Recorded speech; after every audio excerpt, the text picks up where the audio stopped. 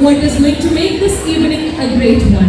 Yes, we are here to celebrate our tiny thoughts, and yet we have not been into the heart of the ceremony. You all are eagerly waiting to see them in that beautiful attire with the cap and the coat and everything. Until then, whatever is happening here will keep you count the minutes in your watch, look at your phone to see the time running. Yes? Okay. So I'm here to speak not only to the parents but also to the kids. So I know many of the kids are dressing up, they are getting ready for their upcoming events, but still all the kids who are over here, mostly the kindergarten, the junior section students are here. So I want you to repeat your favorite rhyme. Every time we think about an English rhyme, the first thing that comes to our mind is what?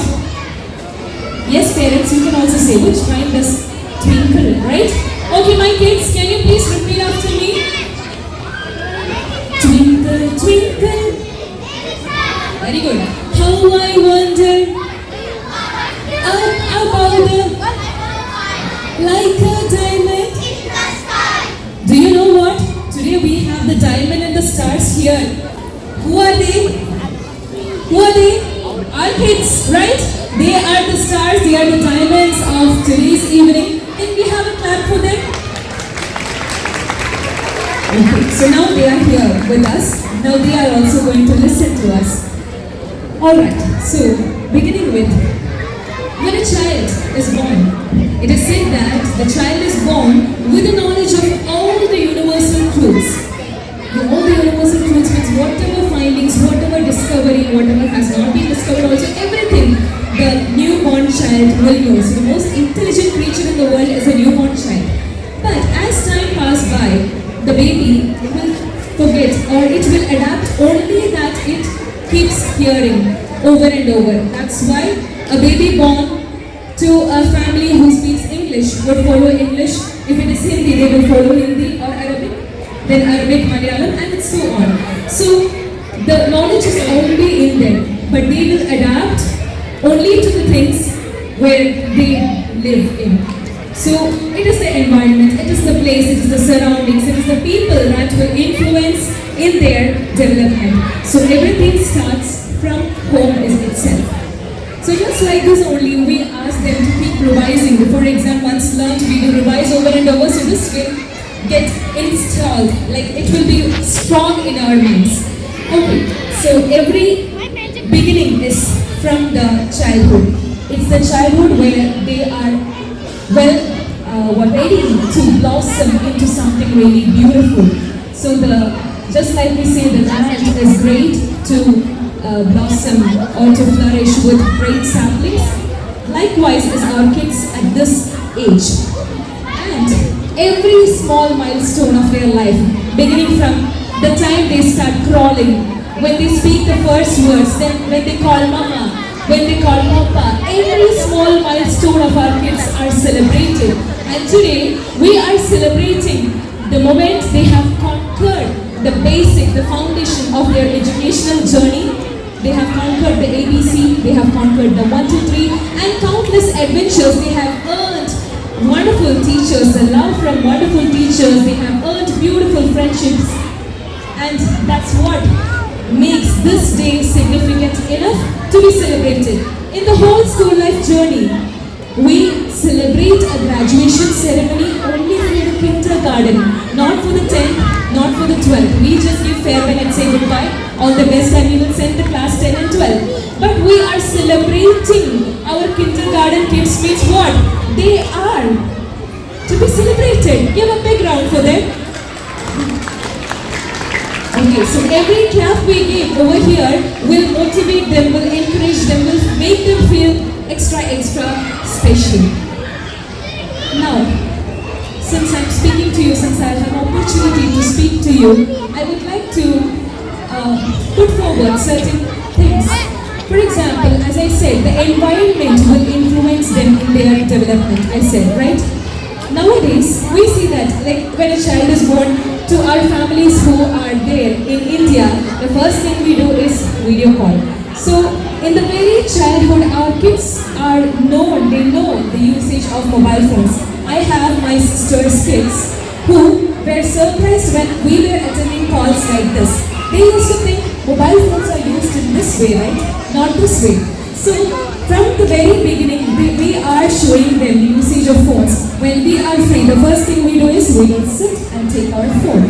So from there itself, we are showing our kids the usage of phones, the dependency on phone. If we want our kids to avoid the screen time, we also have to take the first step to avoid the screen time.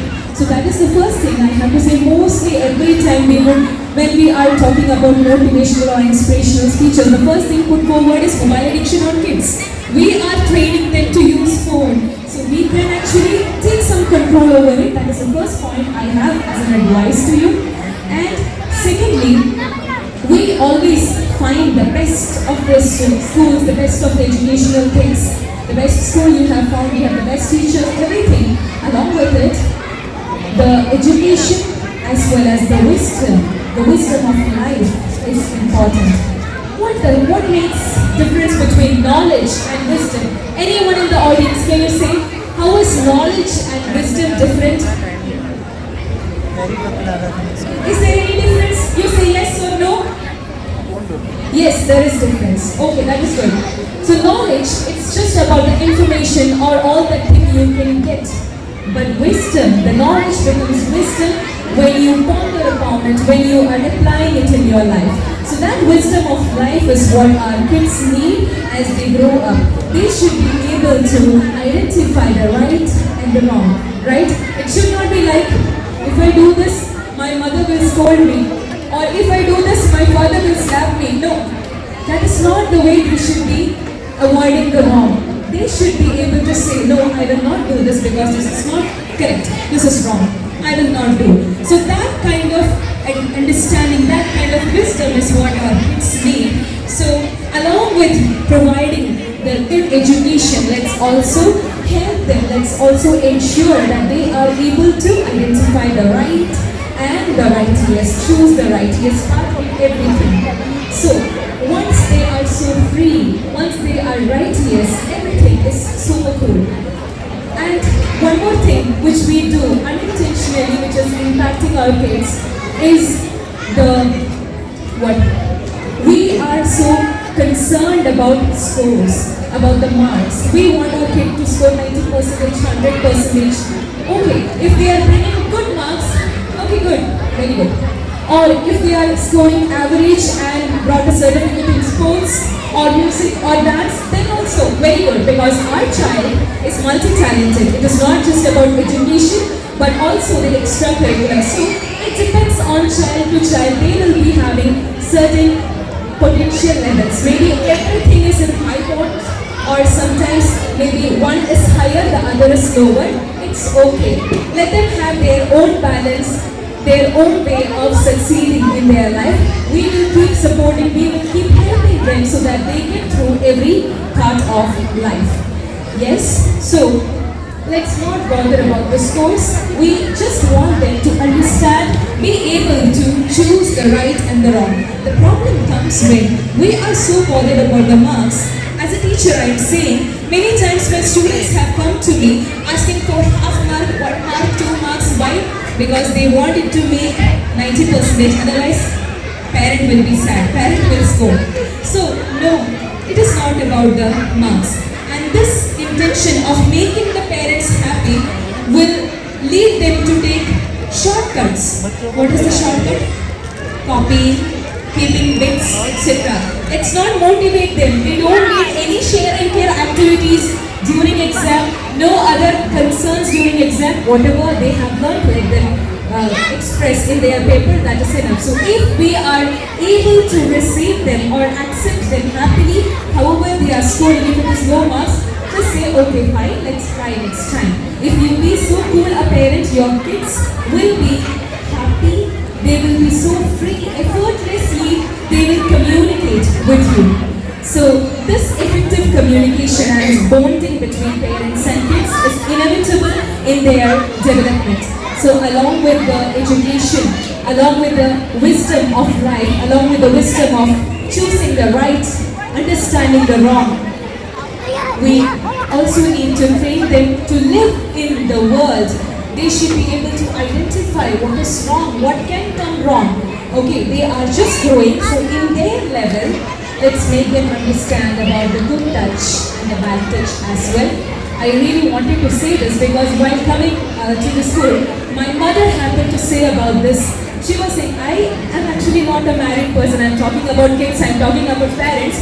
I am single, I am living with my parents, but I'm speaking this because I'm seeing my sisters, I'm seeing their kids, I'm seeing so many students of mine. I'm communicating with the parents. So in that knowledge, I'm speaking to you. So my mother only said, while coming here about good touch and bad touch, so I just wanted to mention regarding it. So most of my speech have covered more addressing to the parents. I can see that beautiful mother had been smiling throughout. I'm so thankful to you, dear. You were listening. Great. Okay, so here and there, smiling faces, beautiful smiling faces. I can see the mothers especially. Today, as we celebrate our kids, I also want to congratulate you mothers because today is March 8th, Women's Day. Men are not saying anything. Men's Day is there, we will celebrate, no problem. Women has men along with WOME, and men is already there. Men is in our heart, right? We are celebrating you along with us, so no problem. So today, as we are celebrating our graduates, congratulations to the kids as they have completed a great milestone in their educational journey, and as they are stepping towards the new phases. I have love